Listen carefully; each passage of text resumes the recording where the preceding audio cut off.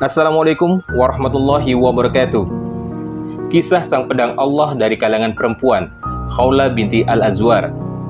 Jika biasanya pahlawan muslim di medan jihad adalah laki-laki, berbeda dengan Khawlah binti Al-Azwar, seorang mujahidah pemberani yang keberaniannya bahkan disejajarkan dengan Sayyidina Umar bin Khattab dan Khalid bin Walid, panglima perang tentara Rasulullah SAW.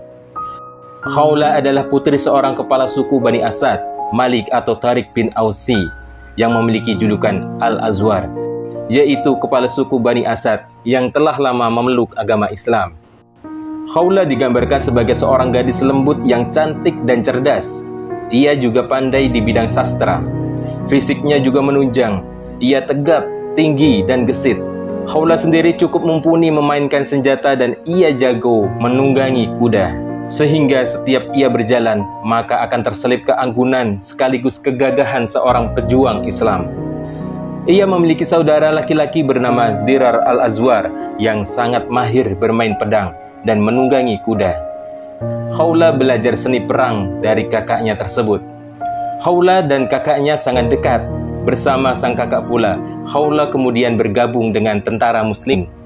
Keberaniannya amatlah besar, bahkan ketangguhan Khawlah saat berjihad melawan Romawi di medan jihad menginspirasi pasukan kaum muslimin yang sebagian besar adalah para lelaki. Keberaniannya terlihat pada saat Khawlah terlibat langsung dalam perang Yarmuk pada tahun 15 Hijriah. Saat kaum muslimin berperang melawan pasukan Romawi di daerah Ajnadin dekat Yerusalem, awalnya Khawlah bertugas seperti halnya mukminah lainnya sebagai petugas medis, mengobati pasukan muslimin yang terluka dan juga membantu ketersediaan logistik. Dan kakaknya, Dirar Al-Azwar, turut menjadi pasukan perang di bawah pimpinan Khalid bin Walid. Namun, sebuah insiden terjadi pada kakaknya, di mana tombak Dirar jatuh dan ia ditawan oleh pasukan Romawi. Mendengar berita tersebut, hati Khawlah terbakar, keberanian Khawlah pun bangkit. Maka diambillah senjata, kemudian ia mengenakan jubah hitam yang menutupi seluruh tubuhnya dan mengenakan penutup wajah hingga tersamarlah jati dirinya. Berpaculah Khawlah menyeruak ke pasukan musuh, hingga pasukan musuh pun heran ketika melihat dalam barisan kaum muslimin masih ada seorang kesatria yang gagah berani datang menunggangi kuda. Dalam adegan yang dramatis itu, ia menerobos pasukan Romawi yang mencoba menghadangnya. Keberaniannya pun memotivasi dan membuat semangat baru pasukan muslimin yang lainnya. Tak terkecuali sang panglima perang Khalid bin Walid. Beliau juga takjub dengan keganasan seorang prajurit dengan pakaian hitam tersebut.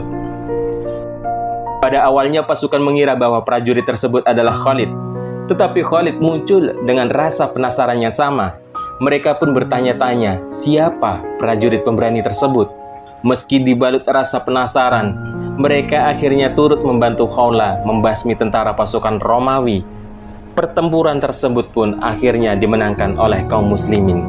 Setelah itu Khalid bin Walid mencari prajurit pemberani tadi dan bertanya siapakah sosoknya, lantaran ia menggunakan penutup wajah. Pada awalnya, Khawlah tak mau menjawab pertanyaan Khalid. Namun setelah berulang kali ditanya, akhirnya dia membuka identitasnya. Saya tidak bisa menjawab karena saya malu kepada Anda. Anda adalah seorang pemimpin besar, dan saya hanya seorang wanita yang hatinya terbakar, jawab Khawlah. Ia pun menceritakan berita yang didengarnya, bahwa kakaknya Dirar Al-Azwar ditawan oleh pasukan Romawi. Ia merasa apa yang ia lakukan adalah sesuatu keharusan baginya untuk dapat menyelamatkan kakaknya tersebut. Mendengar hal itu, Khalid bin Walid memerintahkan tentaranya untuk membebaskan seluruh tawanan perang muslimin, termasuk Dirar sang kakak Khawlah. Kisah perjuangan Khawlah yang lain adalah saat Khawlah menjadi pemimpin mujahidah dalam perang melawan tentara Romawi. Saat itu tanpa diduga pasukan Romawi merangsek masuk ke perkemahan tentara muslim dan menyerang kamp wanita.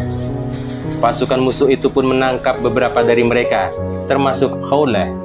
Khawlah dan beberapa mujahidah lainnya ditawan.